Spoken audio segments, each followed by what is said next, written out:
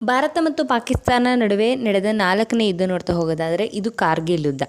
ಕಾರ್ಗಿಲ್ ಸಂಘರ್ಷ ಎಂದು ಕರೆಯಲ್ಪಡುವ ಕಾರ್ಗಿಲ್ ಯುದ್ಧವು ಭಾರತ ಮತ್ತು ಪಾಕಿಸ್ತಾನದ ನಡುವೆ 1999ರ ಮೇಯಿಂದ ಜೂನ್ವರೆಗೆ ಲಡಾಖ್ನ ಕಾರ್ಗಿಲ್ ಜಿಲ್ಲೆಯಲ್ಲಿ ನಡೆಯುತ್ತೆ.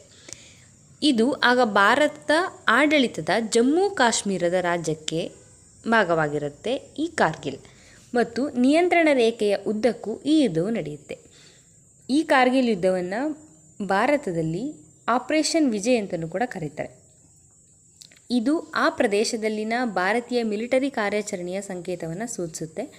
ಭಾರತೀಯ ವಾಯುಪಡೆ ಭಾರತೀಯ ಸೇನೆಯೊಂದಿಗೆ ಜಂಟಿ ಕಾರ್ಯನಿರ್ವಹಿಸಿ ಪಾಕಿಸ್ತಾನ ಸೈನ್ಯ ಮತ್ತು ಅರೆಸೈನಿಕ ಪಡೆಗಳನ್ನು LOCಯ ಉದ್ದಕ್ಕೂ ಖಾಲಿ ಮಾಡಿ ಭಾರತದ ಸ್ಥಾನಗಳಿಂದ ಹೊರಹಾಕುತ್ತೆ. ಅಂದರೆ ಅವರು ಏನು ಆಕ್ರಮಿಸ್ಕೊಂಡು ಬಂದಿರ್ತಾರೋ ಅದನ್ನೆಲ್ಲನೂ ಖಾಲಿ ಮಾಡಿ ಅವ್ರನ್ನ ಹೊರಹಾಕ್ತಾರೆ. ಈ ಯುದ್ಧದಲ್ಲಿ ಭಾರತ ವಿಜಯವನ್ನು ಗಳಿಸಿ ಮತ್ತೆ ಕಾರ್ಗಿಲನ್ನು ವಶಪಡಿಸ್ಕೊಳ್ಳುತ್ತೆ.